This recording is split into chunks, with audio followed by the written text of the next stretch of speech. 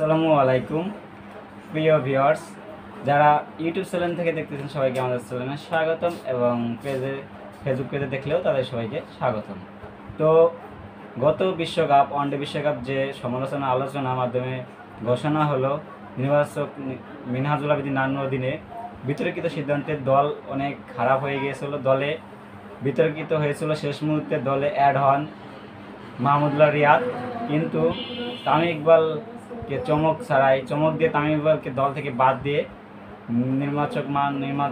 মিনহাজুল আবেদীন নান্নু তারা দল ঘোষণা করে। তো এই মুহূর্তে বাংলাদেশের সামনে টি-20 বিশ্বকাপ, তো নতুন নির্বাচক কাজী আশরাফ হোসেন লিপু নেতৃত্বাধীন তিনি যে টি-20 স্কোয়াডটি ঘোষণা করবেন সেটাই আজকে ডিসকাশন আমাদের চ্যানেলে আপনাদের জন্য। তো বর্তমান টি-20 ক্যাপ্টেন নাজমুল হোসেন শান্ত তিনি তামিম ইকবালকে টি-20 টেস্ট ওয়ানডে টিম ফরম্যাটের জন্য চেয়েছেন। তো তামিম ইকবালের মাঝে সাথে তার আলোচনা হয়েছে, তামিম ইকবালও দলে ফিরতে আগ্রহী।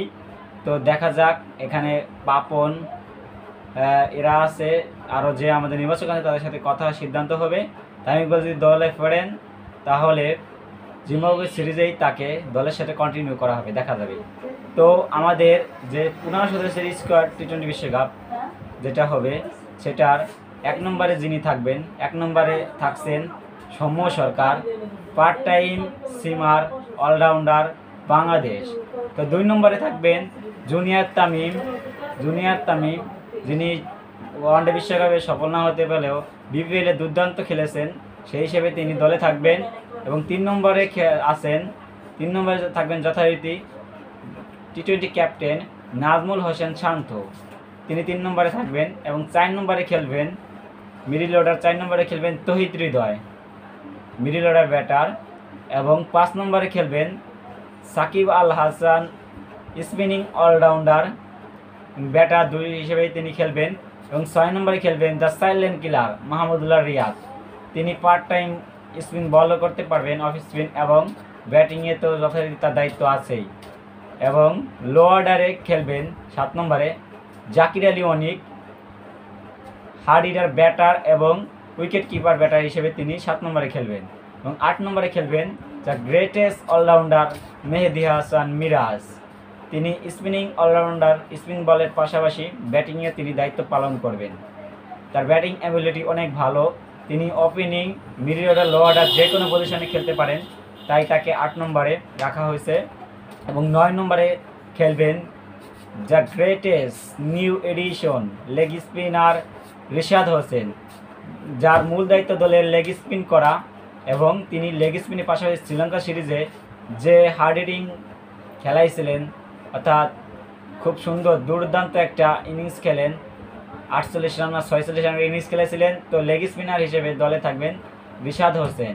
এবং 10 নম্বরে খেলবেন আমাদের বাংলাদেশে যে হাহাকার ছিল সিমার অলরাউন্ডার মোহাম্মদ সাইফুদ্দিন, তিনি ইনজুরি থেকে পুরোপুরি সুস্থ হলে, ঠিক থাকলে এই জিম্বাবুয়ে সিরিজ থেকে তাকে দলে দেখা যাবে। এবং তিনি গত লাস্ট বিপিএলে বরিশালের হয়ে ফরচুন বরিশালে দুর্দান্ত পারফরমেন্স করেছেন, ব্যাটিং এবং বোলিংয়ে তার উভয় পারফর্ম করেছেন। তো 10 নম্বরে অলরাউন্ডার, সিমার অলরাউন্ডার হিসেবে সাইফুদ্দিন থাকছেন। তো চলে গেল 10 জন, আর থাকে বাকি 5 জন। তো 11 নম্বরে খেলবেন তাসকিন আহমেদ, সিমার বলার পাশাপাশি ব্যাটিংয়ে টুকটাক অবদান রাখতে পারেন। এবং 12 নম্বরে হয়ে খেলবেন শরীফুল ইসলাম, সিমার অফ বাংলাদেশ। এবং 13 নম্বরে খেলবেন the cutter master Mustafizur Rahman. এবং 14 নম্বরে খেলবেন লিটন কুমার দাস, বিকল্প ওপেনার অফ বাংলাদেশ। তিনি যেহেতু ফর্মে নাই, কিন্তু তারপরেও গত বছরে তার পারফরমেন্স অনুযায়ী তাকে বিকল্প ওপেনার হিসেবে রাখা হলো 14 নম্বরে। এবং 15 নম্বর যে স্লটটা ফাঁকা থাকে, এখানে 4 থেকে 5 জনের লড়াই। তো 15 নম্বরে থাকবেন শামীম হোসেন পাটোয়ারি এবং শেখ মেহেদি এবং আফিফ হোসেন ধ্রুব এবং তানজিম হাসান সাকিব, এই 4 জন থেকে যে কোনো একজনকে গাজী আশরাফ হোসেন লিপু বেছে নেবেন। তো আমি এখানে এগিয়ে রাখছি শেখ মাহাদি অথবা শামীম পাটোয়ারি, এদের দুজনের যে কোনো একজনকে। এখানে শামীম পাটোয়ারি থাকলে মিডল অর্ডারে হার্ড হিটার একটু মিডল অর্ডারের সমস্যা হলে তিনি হার্ড হিটার হিসেবে খেলতে পারবেন। এবং শেখ মেহেদিকে যদি নেওয়া হয় তিনি টুকটাক ব্যাটিং পারেন এবং তার বোলিং অ্যাভারেজ অনেক ভালো। তো এই দুজনের যে কোনো একজন খেলতে পারবেন। তো স্ট্যান্ড বাই যে আরও 3 জন ক্রিকেটার আছেন থাকবেন, যে দলের 15 সদস্যের ভিতর যে কোনো ইনজুরিতে পড়লে তাদের যে কোনো একজনকে খেলানো যাবে।